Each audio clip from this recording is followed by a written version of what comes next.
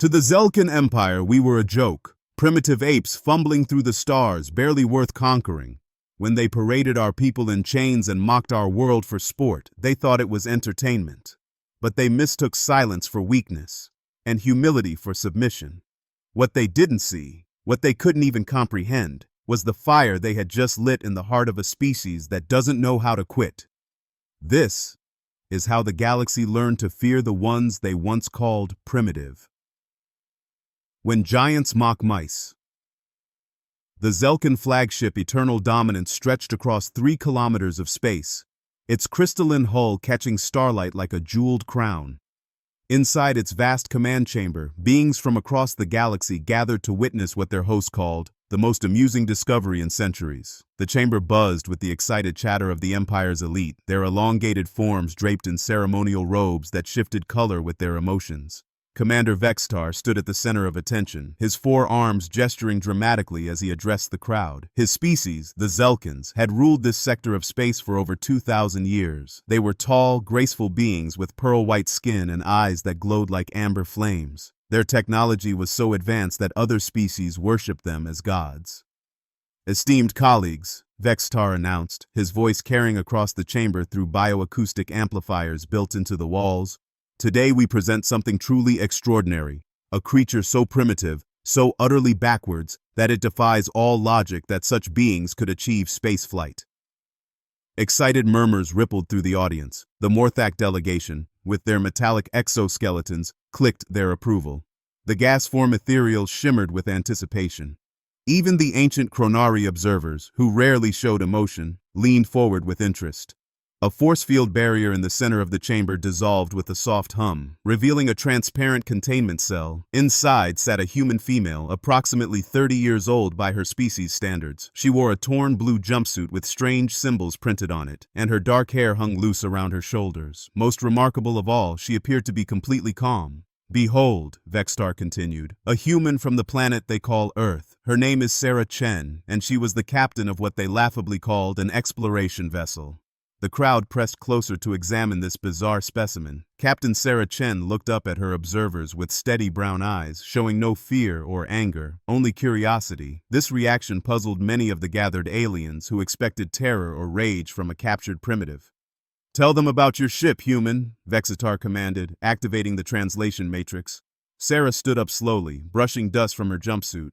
"The ESV Horizon was Earth's first deep space exploration vessel. We had a crew of 12, and our mission was to make peaceful contact with other intelligent species." The chamber erupted in laughter. The sound was a cacophony of different alien expressions of amusement, from the Zelkan's melodic chiming to the Morthak's metallic clanging. "Peaceful contact," Vextar repeated, wiping moisture from his glowing eyes. "Tell them about your weapon systems." "We had mining lasers for asteroid sampling and emergency flares for signaling distress," Sarah replied matter-of-factly. "Our primary defensive system was our ability to run away very fast." The laughter grew even louder. Several aliens had to support themselves against the chamber walls. "And what was your ship made of?" Vextar prompted. "Steel and aluminum alloy with some ceramic heat shielding, nothing fancy. We called it duct tape and prayer technology." A young Zelkan noble named Kithara stepped forward, her robes shimmering with disbelief. "Impossible. No civilization can achieve faster-than-light travel with such primitive materials." Sarah shrugged. "We didn't have faster-than-light travel. The Horizon took us 47 years to reach this system. Most of the crew was in cryosleep for the journey." The laughter died abruptly. Vextar's 4 arms trembled with shock. "You traveled for nearly 50 years in a metal tube using no advanced technology with no guarantee of success?" "That's about right," Sarah confirmed. "Though I should mention we did have pretty good coffee. That was important for morale." The aliens exchanged glances. Even for spacefaring civilizations, a 47-year journey in primitive conditions seemed like madness. Kithara's robes flickered with confusion. "But why? What could possibly drive a species to attempt something so dangerous with such inadequate tools?" Sarah's expression grew thoughtful. "Well, we were curious. We wanted to know what was out here. And besides, humans have always been good at making do with what we have." "Making do," Vexitar repeated slowly, as if the concept was foreign to him. "Yes, we call it improvisation. When you don't have the best tools, you get creative. You find new ways to solve problems. You adapt." The commander began pacing around the containment cell, his scientific curiosity overriding his amusement. Show us this improvisation. Demonstrate how primitives solve problems. Sarah looked around the chamber, taking note of the advanced technology surrounding her. The walls seemed to be grown rather than built, and the lighting came from bioluminescent organisms bred specifically for illumination. Everything spoke of a civilization that had perfected their technology millennia ago. Well, she said, I noticed that your containment field generates a lot of heat. The thermal regulators are working overtime to keep the chamber comfortable. I'm guessing this is because your energy systems are incredibly powerful, but not very efficient. Vextar's glowing eyes narrowed. Efficiency is irrelevant when you have unlimited power sources. Maybe, Sarah agreed, but it also means your systems have predictable patterns. They work the same way every time because they're perfect. Humans learned a long time ago that predictable systems have predictable weaknesses. Weaknesses? Kithara scoffed. Our technology has no weaknesses. We have evolved beyond such primitive concerns. Sarah smiled for the first time since her capture. That's what I mean. You've become so perfect that you've forgotten how to be flexible, how to change when something unexpected happens. The crowd murmured with annoyance. Several aliens called out insults about human arrogance, but Sarah continued speaking. For example, I bet your ships all use the same basic design, the same weapons, the same shields, the same everything, because why change perfection, right? Vextar's robes shifted to an angry red color. Our fleet is the most powerful force in this galaxy. We have conquered 47 star systems using our superior technology. I'm sure you have, Sarah said diplomatically. But here's the thing about humans. We're really good at learning from our mistakes. We try something, it doesn't work, so we try something else. We're constantly changing, constantly adapting. And this constant change is supposed to be superior to perfection? Asked an ancient Chronari observer, its mechanical voice dripping with skepticism. Not superior, Sarah clarified, just different. You've perfected the art of being predictable. We've perfected the art of being unpredictable. The chamber fell silent as the aliens processed this statement. Finally, Vextar spoke again. You claim your species is unpredictable, yet you were easily captured. Your primitive ship was disabled by our least powerful weapons. How do you explain this contradiction? Sarah's smile widened slightly. Well, that's the thing about being unpredictable. Sometimes you have to lose a battle to win a war. What war? Kithara demanded. You have 1 damaged ship and 11 captured crew members. Earth is thousands of light years away, and they have no knowledge of your fate.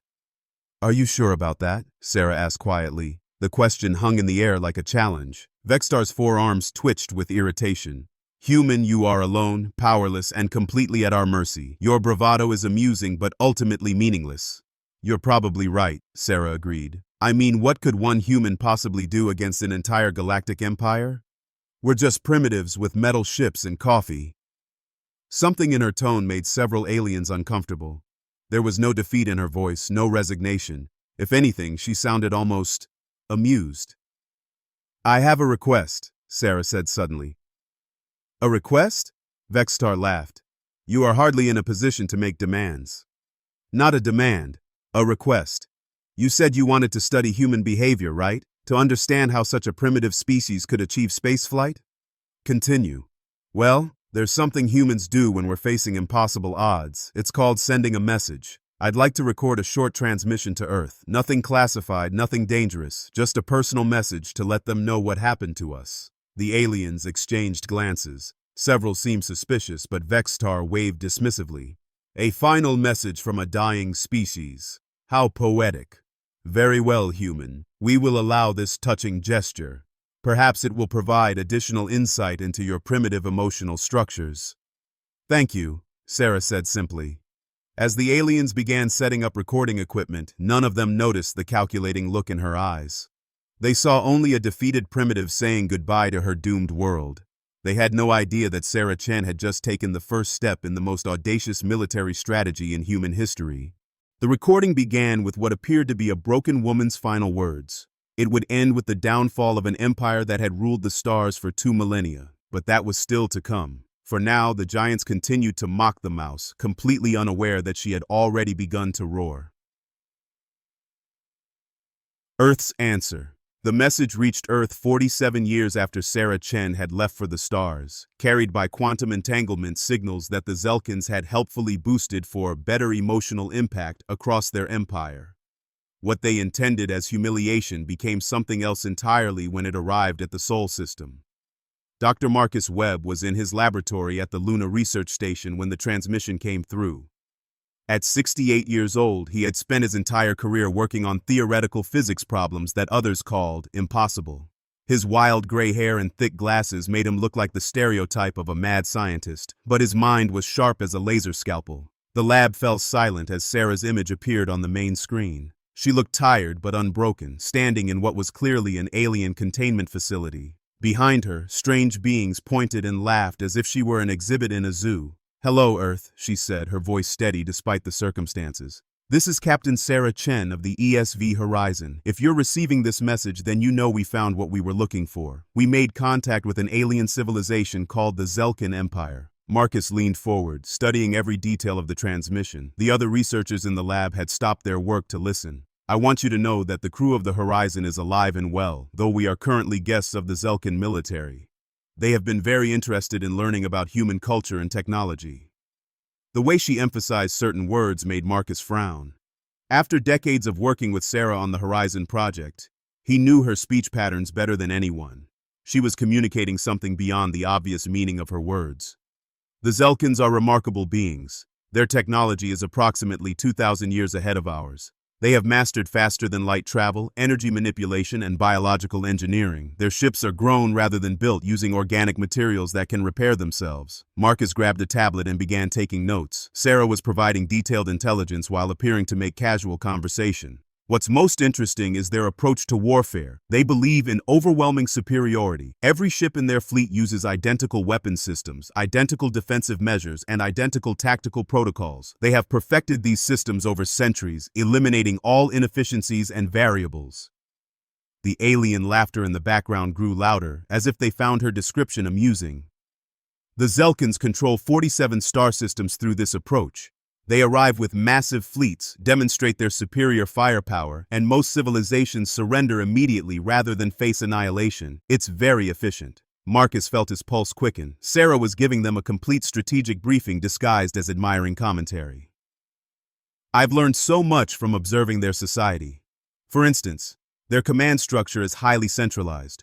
All major decisions flow through their capital fleet, which coordinates the actions of their entire empire. They're also very proud of their technological achievements, and they love to display their capabilities to inferior species." The transmission continued for several more minutes, with Sarah providing detailed information about Zelkin technology, military doctrine, and cultural psychology.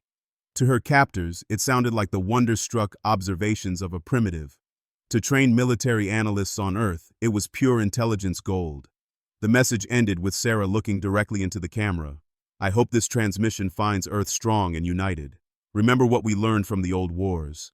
Sometimes the best strategy is not to fight the enemy's strength, but to turn their confidence into weakness. Take care of each other." Sarah Chen, signing off. The laboratory remained silent for several moments after the transmission ended. Then Marcus stood up, his chair scraping against the floor. "Get me a direct line to Geneva," he said to his assistant. "Emergency protocols. I need to speak with the Global Defense Council immediately." "Sir, it's 3 in in Geneva." "Then wake them up. Tell them Captain Chen just handed us the keys to winning a war we didn't even know we were fighting." Within hours, the message had been analyzed by military experts, linguists, and strategic planners across every nation on Earth. For the first time in human history, the planet's governments came together with a single purpose. The species that had spent centuries fighting each other suddenly realized they faced something far more dangerous than their mutual disagreements. The Global Defense Council convened in an emergency session that lasted 18 hours. Presidents, prime ministers, and military commanders who had been enemies just days before now worked together with desperate efficiency. General Patricia Morrison, the newly appointed Supreme Commander of Earth Defense, stood before the assembled leaders with a grim expression. "Ladies and gentlemen, we are facing an existential threat. The Zelkin Empire has 47 star systems under their control and technology that makes our most advanced weapons look like stone tools. They view us as amusing primitives, which means they won't expect serious resistance." "What are our options?" asked the president of the European Federation. "According to Dr. Webb's analysis of Captain Chen's intelligence, we have exactly one advantage. The Zelkins have become so technologically superior that they've forgotten how to adapt. They use the same tactics, the same weapons, the same strategies for every conflict because those methods have never failed them. The Chinese premier leaned forward. You're suggesting we use their confidence against them? More than that, General Morrison replied. We're going to use their perfection against them. They expect us to fight like a civilized species. They expect us to build bigger ships, better weapons, stronger shields. They expect us to try to match their technology. And instead, prompted the Russian president, Marcus Webb stepped forward, his eyes gleaming with scientific excitement. Instead, we're going to fight like humans. We're going to be unpredictable, adaptive, and completely irrational by their standards. The transformation of Earth began immediately. Every major industrial facility was converted to military production, but not in the way anyone expected. Instead of building massive warships to match Zelkin dreadnoughts, human engineers created thousands of small, cheap vessels that could be produced quickly and modified constantly. Dr. Webb led a team of scientists in developing weapons systems that deliberately violated conventional military wisdom.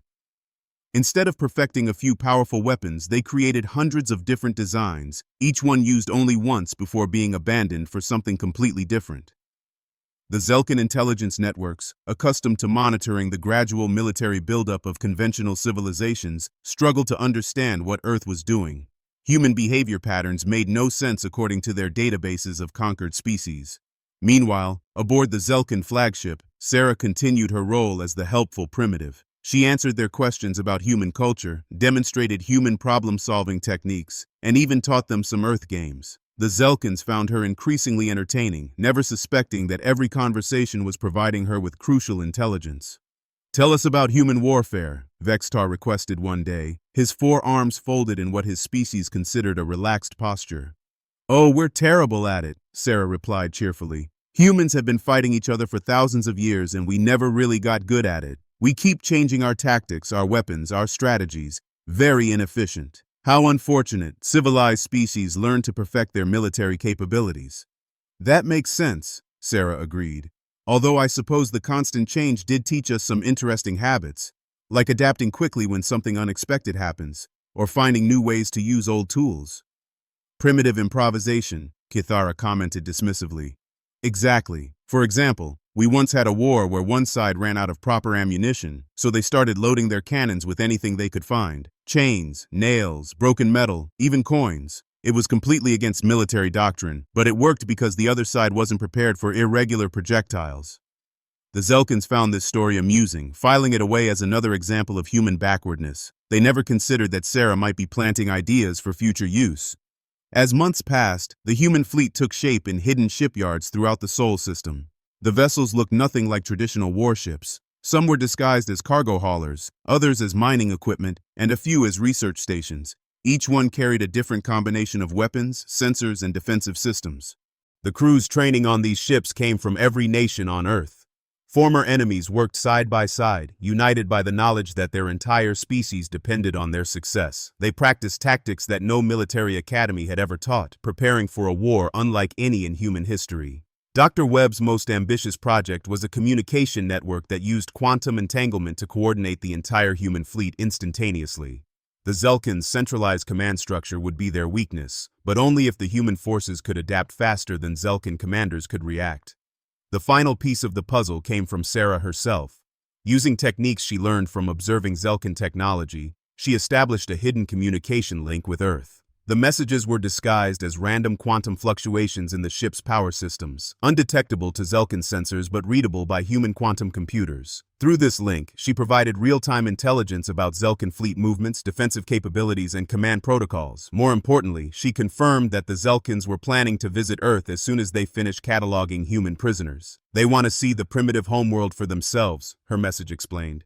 Vextar is planning to bring the entire capital fleet as a show of force. They expect Earth to surrender immediately when they see their technological superiority. General Morrison smiled grimly as she read the intelligence report.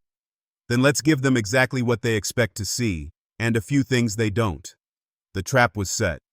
Earth appeared defenseless, its few visible ships old and poorly armed. The quantum communication network remained hidden. The disguised warships stayed in the outer system, and the planet's true military capabilities were carefully concealed. To Zelkin sensors, Earth looked exactly like what they expected, a backward world with primitive technology and no real defenses. It never occurred to them that humans might have learned something from 47 years of preparation, or that the species that had survived countless wars might have developed a few tricks of their own. The Zelkin capital fleet began its journey toward Earth, confident in their inevitable victory. They had no idea they were flying directly into the most elaborate military deception in galactic history, orchestrated by a species that had just learned the most important lesson of their existence. Sometimes the best way to win is to let your enemy think they've already won. David Stone finds its mark. The Zelkin capital fleet emerged from hyperspace at the edge of the Sol system like a constellation of deadly stars. 237 vessels arranged in perfect formation, their crystalline hulls catching the light of Earth's sun and reflecting it back in prismatic displays of technological supremacy. At the center of this magnificent armada, the flagship Eternal Dominance pulsed with bioluminescent patterns that announced the arrival of galactic royalty. Commander Vextar stood in his command chamber, all four arms spread wide as he gazed upon the primitive solar system that had produced such amusing creatures. Beside him, Sarah Chen remained in her containment field, apparently resigned to witnessing the subjugation of her homeworld. "Behold, human," Vextar announced with satisfaction. "Your species' first and last glimpse of true power. I almost feel sympathy for your people. They have no idea what approaches their world." Sarah looked out at the massive fleet, her expression unreadable. "It's certainly impressive. I've never seen so many ships in one place." "This is merely our capital fleet," Kithara added, her robes shimmering with pride.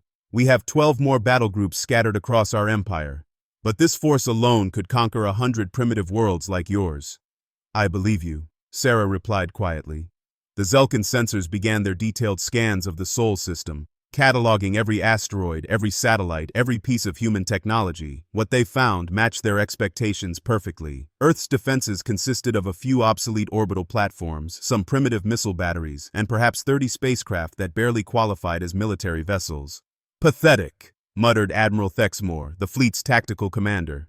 His species, the Vorthok, were known for their military expertise, and he had conquered 17 star systems for the Zelkin Empire. "They have made no improvements since we captured their exploration vessel. These humans learn nothing." Vextar activated the fleet's communication array, preparing to broadcast the standard surrender demand. It was a formality, really. No primitive species had ever refused to submit when faced with Zelkin might. "People of Earth," his voice boomed across every communication frequency, "I am Commander Vextar of the Zelkin Empire. Your representatives came uninvited into our space and have been detained as trespassers. You will immediately surrender your world and submit to Imperial authority. Any resistance will result in the complete sterilization of your planet." The response came from Earth within minutes, transmitted on a simple radio frequency that made the Zelkins chuckle with amusement. "This is General Patricia Morrison, Supreme Commander of Earth Defense. We refuse your demands. Leave our system immediately or face the consequences." The command chamber erupted with alien laughter. Even Sarah couldn't suppress a slight smile at the absurdity of the situation. "Consequences?" Vextar repeated, wiping tears from his glowing eyes. "What consequences could you possibly impose upon us?" "You're about to find out," came the reply from Earth. That's when the Sol system began to change. The first sign was subtle. Asteroids throughout the system started shifting their orbits, moving with purpose rather than drifting naturally. The Zelkin sensors detected the movement but dismissed it as insignificant. What threat could space rocks pose to their advanced shielding? The second sign was the ships. What had appeared to be 30 primitive vessels suddenly became 300 as cargo haulers dropped their disguises, mining equipment revealed hidden weapons, and research stations deployed military sensors. The human fleet had been hiding in plain sight, camouflaged as civilian infrastructure. Admiral Thexmore's confidence wavered slightly. "Impressive deception, but their numbers still mean nothing. Our shields can withstand." His words were cut off as the first wave of human attacks began. But these weren't the conventional energy beams or missile barrages that the Zelkins expected. Instead, streams of metallic debris launched from the repositioned asteroids, moving at significant fractions of light speed. The projectiles struck Zelkin shields and simply passed through them. The shields were designed to stop energy weapons and explosive warheads, not chunks of iron and nickel moving at relativistic velocities. Hull breaches appeared across the fleet as ancient asteroid material punched through hulls designed to withstand the most advanced weapons in the galaxy. "Impossible," Thexmore snarled. "Our defensive systems are perfect." "Perfect against perfect weapons. Sarah said quietly, speaking for the first time since the battle began. But humans don't use perfect weapons. We use whatever works.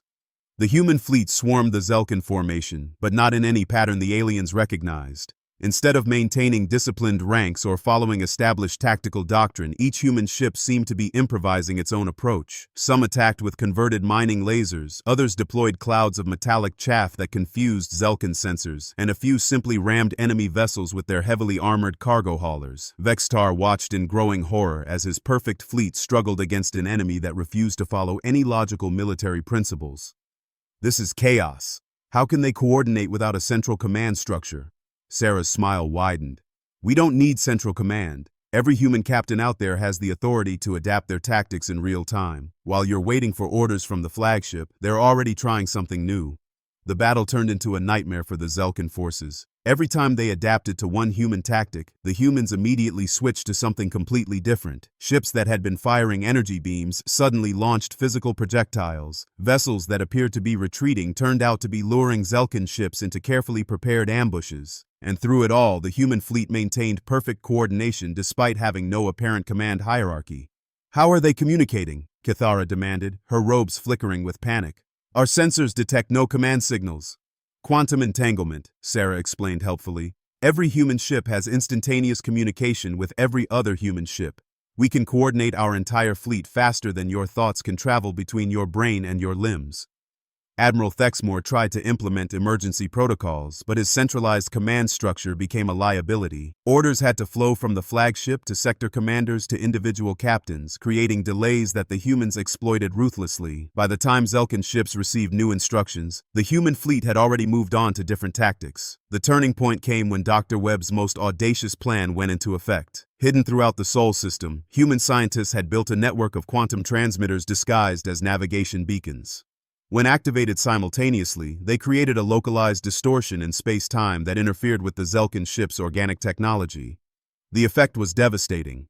Zelkin vessels that had been grown rather than built suddenly found their living components confused and disoriented. Ships began to drift as their biological navigation systems failed to recognize their surroundings. Weapons powered by organic energy cells misfired or shut down entirely. Even the flagship's life support systems began to malfunction. "What have you done?" Vextar gasped, his forearms clutching at the air as the command chamber's atmosphere grew thin.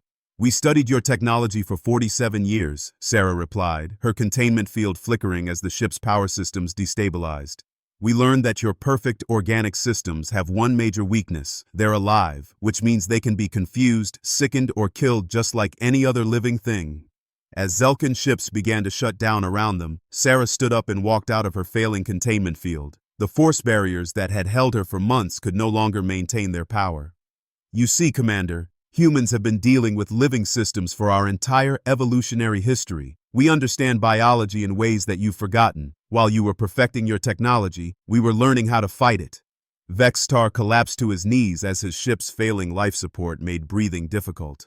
Around him, his command crew struggled with similar symptoms as their vessel's biological systems slowly died. "This is impossible," he wheezed. "We are the Zelkin Empire. We have ruled the galaxy for 2 millennia. We cannot be defeated by primitives." Sarah knelt beside him, her expression mixing pity with determination. "That's your problem, Commander. You stopped thinking of yourselves as part of the galaxy and started thinking of yourselves as above it. You forgot the most important rule of survival." "What rule?" Vextar asked weakly. "Adapt or die."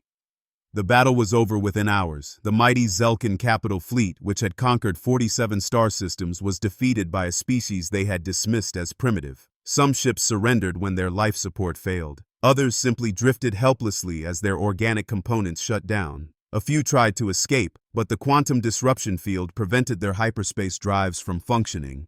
The psychological impact of the defeat rippled across the Zelkin Empire faster than the news of the military loss. For 2,000 years, the Zelkins had been invincible. Their perfect technology and superior tactics had never failed them. The idea that they could be outsmarted by a primitive species shattered the foundation of their civilization. Within weeks, rebellions broke out across their conquered territories. Species that had been subjugated for centuries suddenly realized that their oppressors weren't invincible gods, just another alien race with weaknesses like everyone else. The Zelkin Empire, built on fear and technological superiority, collapsed like a house of cards when that superiority was proven to be an illusion. In the aftermath, as human ships moved through the Sol system collecting Zelkin survivors and salvaging their technology, Sarah stood on the bridge of the ESV Horizon. The ship had been repaired and upgraded with a fusion of human ingenuity and Zelkin biotechnology, creating something that was greater than the sum of its parts. General Morrison's image appeared on the communication screen transmitted from Earth's new orbital command station. Captain Chen, I want to personally thank you for making this victory possible. Your intelligence gathering and strategic insights were crucial to our success. Thank you, General, but I think you're giving me too much credit. This victory belonged to everyone who refused to give up when the odds seemed impossible. Speaking of impossible odds, the General continued, we're receiving communications from dozens of alien species throughout this sector. It seems word of our victory has spread, and everyone wants to establish diplomatic relations with the primitive humans who defeated the Zelkin Empire. Sarah smiled as she looked out at the stars, no longer seeing them as distant points of light, but as destinations waiting to be explored. Tell them we're always happy to make new friends, but also tell them that Earth learned an important lesson from this war. We're not interested in conquest or domination. We just want to explore, to learn, and to help others do the same. Dr. Webb's voice crackled over the ship's intercom. Captain, you might want to see this. We've been analyzing the Zelkin technology we captured, and some of it is remarkable. Their medical advances alone could revolutionize healthcare on Earth. Any sign of their weapons technology being useful? Sarah asked. Actually, no.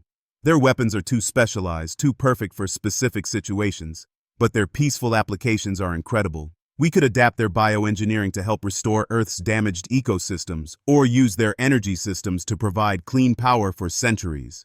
Sarah nodded thoughtfully. Another lesson learned. Sometimes the most valuable prize isn't what you conquer, but what you can create together. Months later, the first Galactic Cooperation Summit was held aboard a space station constructed jointly by humans and former Zelkin territories. Species that had never met before came together to share knowledge, trade resources, and establish peaceful relationships. Commander Vextar, now recovered from his injuries, attended the summit as a representative of the reformed Zelkin government. He approached Sarah during a break in the proceedings, his four arms held in a gesture of respect that his species reserved for equals. Captain Chen, he said formally, I owe you an apology. We underestimated your species in every possible way. We all make mistakes, Commander. The important thing is learning from them. Vextar's glowing eyes dimmed slightly with shame. For 2,000 years, we believed that technological perfection was the highest achievement possible. We forgot that intelligence means adapting, growing, changing. Your species reminded us of something we had lost. What's that? Curiosity. The desire to try new things, even when the old ways work perfectly well. We had become so afraid of imperfection that we stopped evolving. Sarah extended her hand in the human gesture of friendship. After a moment's hesitation, Vextar reached out with one of his four arms and shook it. So what happens now? She asked. Now we learn, he replied. The Zelkin people are requesting human advisors to help us develop new approaches to technology and governance. We want to rediscover the art of improvisation that we abandoned long ago. As the summit continued, representatives from across the galaxy watched humans demonstrate their problem-solving techniques. They saw how humanity's chaotic, adaptive approach to challenges could complement the more structured methods of other species. Instead of one empire dominating all others, a new model emerged based on cooperation and mutual benefit. The war that had begun with laughter and mockery ended with respect and partnership. The species that had been dismissed as primitive became the catalyst for a new age of galactic civilization, one built not on fear and dominance but on the very human principles of curiosity, adaptability, and the stubborn refusal to give up when faced with impossible odds. In her final log entry aboard the ESV Horizon, Sarah wrote, "We came to the stars looking for other intelligent life, and we found it. But more importantly, we discovered that intelligence isn't about having the best technology or the most powerful weapons. It's about never stopping to learn, never stopping to grow, and never forgetting that the greatest strength of any species is its ability to work together with others who are different from themselves. The Zelkins called us primitive, and maybe they were right. But sometimes being primitive means remembering the basics that more advanced civilizations have forgotten. Sometimes the best way forward is to go back to the beginning and start over with fresh eyes and an open mind. The war is over, but the real adventure is just beginning. Humanity has taken its first steps into a larger universe, and we're not walking alone anymore. We're walking with friends." The transmission ended, and across the galaxy, billions of beings from hundreds of different species reflected on the lesson they had learned from a small blue planet at the edge of an unremarkable solar system. They had discovered that evolution never stops, that perfection is the enemy of progress, and that sometimes the most powerful force in the universe is a species crazy enough to fight a war they couldn't possibly win. And in the end, that's exactly what made them human.